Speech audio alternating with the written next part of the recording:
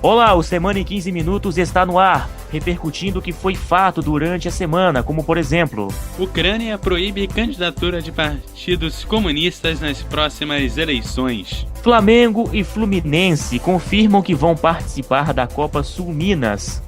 E ainda os resultados da Copa do Brasil e da noite sofrida do Internacional. O Semana em 15 Minutos está no ar.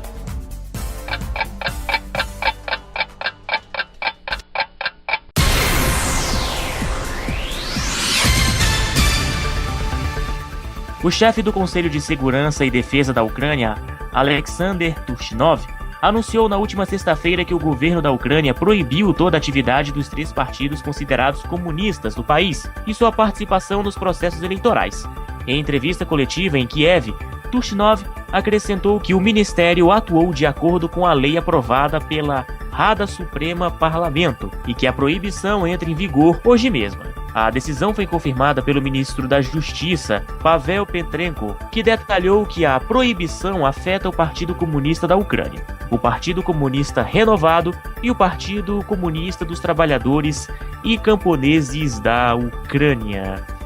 Garoto, uma mini ditadura, Eduardo, foi implantada por lá, né, Eduardo? Ou talvez não, né, porque às vezes para discutir sobre política realmente tem que ser um programa de rádio muito mais extenso do que esse.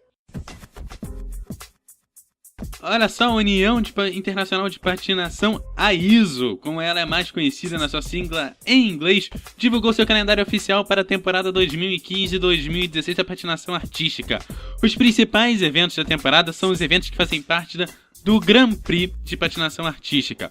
O primeiro evento válido para o Grand Prix tem início no dia 23 de outubro, indo até o dia 25 do mesmo mês nos Estados Unidos. Quer saber? É o fim de semana do Enem. A segunda etapa terá início logo na semana seguinte, no dia 30 de outubro ocorrerá no Canadá. Exatamente, já que estamos falando de Enem, o Grand Prix também passará pela China, pela França, pela Rússia e pelo Japão, também conhecido como NHK para os fãs aí de patinação artística e de Grand Prix, que será o último evento classificatório para a grande final do Grand Prix em Barcelona, na Espanha, entre os dias 10 e 13 de dezembro. Se classificam para a final os 6 melhores de cada categoria, que são masculino, feminino e pares de danças. Para chegar nestes 6 melhores, os participantes vão somando pontos e o resultado dará os classificados. Em cada evento, os 8 primeiros das provas individuais e os 6 primeiros das provas de duplas, pares e danças somam pontos. E olha só, foi no dia 22 de julho de 1894, isso mesmo, 22 de julho de 1894, que ocorreu a primeira corrida de automóvel na França, organizada pela revista parisente Le Petit Journal entre Paris e Rouen. Um teste de confiabilidade para determinar o melhor desempenho. Na época foi chamada de Competição de Carros Sem Cavalos, em português. 69 carros começaram a corrida de 50 km que iria determinar os classificados para a prova principal de 127 km. Apenas 25 se classificaram. O conde Jules Albert de Dion foi o primeiro a chegar em Rouen no tempo de 6 horas e 48 minutos, numa velocidade média de, acredite se quiser, 19 km por hora. Contudo, sua vitória não foi contabilizada, já que seu carro continha um acessório proibido. Por esta razão, o título da corrida foi dado a Georges Lemaitre, que chegou na segunda colocação. Além disso, em 1895 realizou-se a primeira corrida propriamente dita em Paris e Bordeaux. A primeira corrida tinha um trajeto de 1.178 km e 46 concorrentes, mas apenas 22 deles iniciaram a prova. O primeiro a chegar foi Émile Levasseur, mas foi desclassificado porque o seu carro não obedecia às exigências da competição. Assim, o prêmio foi para o segundo colocado. A primeira corrida de automóveis na América, num percurso de 54,36 milhões, teve lugar em Chicago a 2 de novembro de 1895. Frank Douriat venceu em 10 horas e 23 minutos, você não ouviu mal, 10 horas e 23 minutos, sobrepondo-se a 3 carros movidos a gasolina e os 2 elétricos. No mesmo dia, 22 de julho, foi criado o programa de rádio mais antigo ainda no ar. Sabe qual é?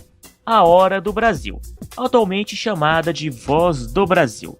O programa tem o objetivo de levar informação aos lugares mais distantes do país, mas atualmente sofre várias críticas, principalmente a falta de flexibilidade em seu horário de transmissão. O jornal completou 80 anos no dia 22 de julho de 2015. E voltando às corridas, foi no dia 25 de julho a última vitória de Alain Prost na principal categoria de automobilismo, a Fórmula 1. Jornal A Voz do Brasil, essa também foi interessante, né, Eduardo? Completando 80 anos de existência, poxa, faz tempo, viu? Faz tempo, 80 anos, era Vargas ainda, né, o grande criador da Hora do Brasil. E, pra muitos, o presidente do povo, né? Pra muitos, o presidente do povo. É o único presidente que eu acredito que tem uma certa referência aqui no Brasil e que todo mundo admira, né? E falando em corrida, as duas primeiras corridas aí propriamente ditas não davam prêmio pro primeiro colocado, pro segundo, né? Chega até a ser uma piada esse tipo de coisa, viu? Mas um vice-campeão que leva o prêmio, né?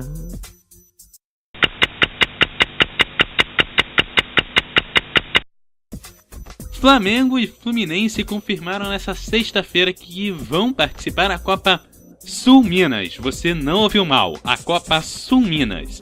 Em reunião com outros dirigentes na sede da Federação de Santa Catarina, que lidera a organização pela volta do torneio, a dupla que vive em conflito com a Federação do Rio de Janeiro havia acompanhado o primeiro encontro do grupo para observar. E desta vez avisou que realmente está dentro. O diretor-geral do Flamengo, Fred Luiz, esteve pessoalmente em Balneário Camboriú, representando o rubro-negro, enquanto o presidente do time tricolor, Peter Ciensen, teve um problema de última hora e entrou rapidamente por telefone. Agora é o seguinte, eu não sabia que Flamengo e Fluminense, Eduardo, eram do Sul, né? Eles podem ser... Não, do Sudeste até acredito, né? Que é Rio de Janeiro, Minas, São Paulo. Mas, poxa, essa aí me deixou confuso agora, né? Tudo isso por causa daquele bafafá todo, né? Envolvendo lá a Federação do Rio de Janeiro, né? E o Fluminense e o Flamengo que estão brigados, inclusive, com a Federação, né? Não sabia que existia esse tipo de coisa, né? Parece até comportamento de criança, né? De filho rebelde, sabe? Ah, mamãe, eu não gosto mais de você, por isso eu vou deixar você pra lá. Né, Eduardo? Não é esquisito isso? Voltando aqui ao assunto futebol, o Internacional foi a Monterrey encarar o Tigres pela semifinal da Taça Libertadores da América na última quarta-feira, e com uma atuação irreconhecível foi derrotado por 3-1 com o direito a gol contra de Jefferson e uma defesa brilhante do goleiro Alisson, pegando o pênalti do então ex-jogador e ídolo da torcida do Inter, Rafael Sobis. Aí a partida então ganhou mais ares de emoção, quando aos 43 minutos, Lisandro Lopes marcou o gol diminuindo a desvantagem. É o terceiro mexicano seguido na final da competição, repetindo o feito de Cruz Azul em 2011 e Chivas Guadalajara em 2012. Aliás, em 2010. O Tigres começa a decidir a Taça Libertadores na próxima quarta-feira, jogando em casa. O jogo final será em Buenos Aires. Que noite difícil, né, Eduardo, do Internacional, viu? Pelo incrível que pareça, pelo segundo ano seguido, o futebol brasileiro não vai decidir a Taça Libertadores da América. E, ironicamente, a Argentina vai decidir pela segunda vez seguida o torneio, né? Repetindo o mesmo feito do ano passado, que o San Lorenzo, time argentino, foi campeão da competição. E esse ano, de novo, vamos ter uma Argentina jogando a final de Libertadores. Eu acho que o futebol brasileiro tá mais do que na hora de rever os seus conceitos, não é mesmo, Eduardo? Pelo segundo ano seguido, o Brasil tá numa crise política. Pelo segundo ano seguido, a Argentina está indo à bancarrota. Pelo segundo ano consecutivo, o Brasil não consegue emplacar um time na Libertadores. Pelo segundo ano consecutivo, a Argentina emplaca um time na Libertadores. Parece que na política a gente vai na mesma situação, no futebol a gente diverge, até porque a gente tem que ter alguma diferença da Argentina. Isso é verdade. Então isso aí é bem alarmante, por sinal. A Federação Alemã de Futebol presenteou a ONG ASO, que ajudava crianças carentes da comunidade Parque Capoava, em Santo André, no ABC Paulista, com 270 exemplares de seu uniforme. No entanto, a mercadoria que está travada na alfândega brasileira desde novembro do ano passado, e a entidade está com dificuldades para conseguir retirar o equipamento junto à Receita Federal. A ASO é fruto de um projeto social que buscou utilizar o futebol como condutor de oportunidades para mais de 2.000 meninos, nos mais de 20 anos de atuação, segundo o site oficial da ONG.